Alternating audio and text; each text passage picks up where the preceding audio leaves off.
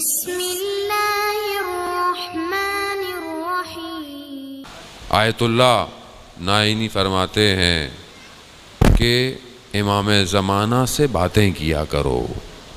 باتیں آیت اللہ فروئی کہتے ہیں کہ اگر ہر روز ہر شخص سونے سے پہلے باوضو ہو کر مصلی پہ بیٹھ جائے اور صرف چند منٹ، صرف ایک منٹ امام سے بات کرے، بس کہتے ہیں کہ تم نہیں جانتے تمہاری زندگی میں غوغام مچ جائے گا اگر تم نے امام سے باتیں شروع کر دیں۔ ایک شور ہو جائے گا، ایک تلاطم آ جائے گا، احساس نہیں ہے ہماری زندگی، ہم یہی سمجھیں بھائی یہ زندگی ہے ہماری جو ہمیں نظر آ رہی، نہیں، یہ سب ختم ہو جائے گا۔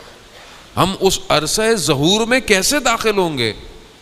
اس عرصہ ظہور میں داخل ہونے کے لیے اپنے آپ کو اوپر کرنا ہے کہ نہیں کرنا؟ آپ کو اپنے وجود کو ارتقاء دینی ہے، کمال پر پہنچانا ہے، اور جتنی رکاوٹیں ہیں ان کو توڑنا پڑے گا، چاہے مال ہے، چاہے دولت ہے، چاہے شہرت ہے۔ اور یہ کیسے ہوگا؟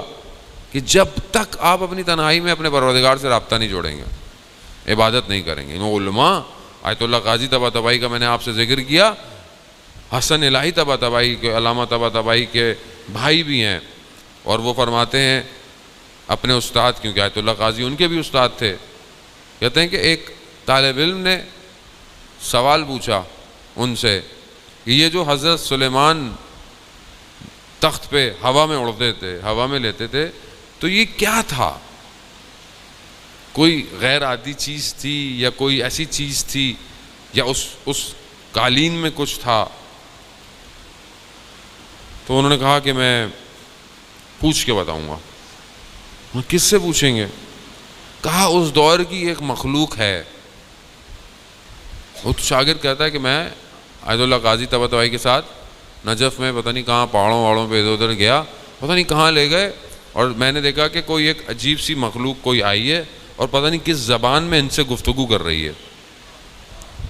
گفتگو کی انہوں نے، اور یہ ہے، تو انہوں نے کہا کہ میں نے پوچھا، کہہ رہا یہ اس زمانے کی مخلوق ہے کوئی، اور کہا کہ میں نے اس سے پوچھا تو کہا کہ نہیں، پروردگار نے ہوا کو ان کے اختیار میں دیا ہوا تھا، ہوا اختیار میں تھی جو اس کو پورے کے پورے کاروان کو لے کر اڑا کرتی تھی، ہوا اختیار ہوتی۔ یعنی علماء اس میں آیت اللہ قاضی طباطبائی فرماتے ہیں کہ اگر تم اول وقت میں نماز پڑھو، اول وقت نماز پڑھو، کسی مقام پہ نہ پہنچو تو روز قیامت میں میرا گریبان پکڑنا، یعنی اتنا دعویٰ ہے۔ اور کہتے ہیں کہ میں جانتا ہوں کہ جب ظہور ہوگا اور امام زمانہ سے سوال کیے جائیں گے، میں وہ سوال جانتا ہوں۔ اس مقام پر علماء پہنچے، یہیں سے پہنچے، انہی حالات سے پہنچے، انہی مشکلات سے پہنچے۔ کھانے کو نہیں ہے، مشکلات ہیں زندگی میں، اور لیکن پہنچے۔ ایکسکیوز نہیں ہے، بہانے نہیں ہیں کہ ہم کیا کریں، یہاں پہ تو یہ ہے، وہاں پہ تو یہ ہے، خوب جو بھی ہے انہی حالات سے آپ نے پرواز کرنی ہے عزیزان محترم۔ اور ہم اپنے گھروں کی طرف، میں نے بار بار کہا، توجہ دیں۔ جب تک ایک گھر نور کی طرح نہیں چمکے گا کائنات میں، اور کب چمکتا ہے؟ روایت ہے کہ جس گھر میں قرآن کی تلاوت ہوتی ہے وہ گھر آسمان کی مخلوقات کے لیے بالکل شب کی تاریکی میں تاروں کی طرح چمک رہا ہوتا ہے۔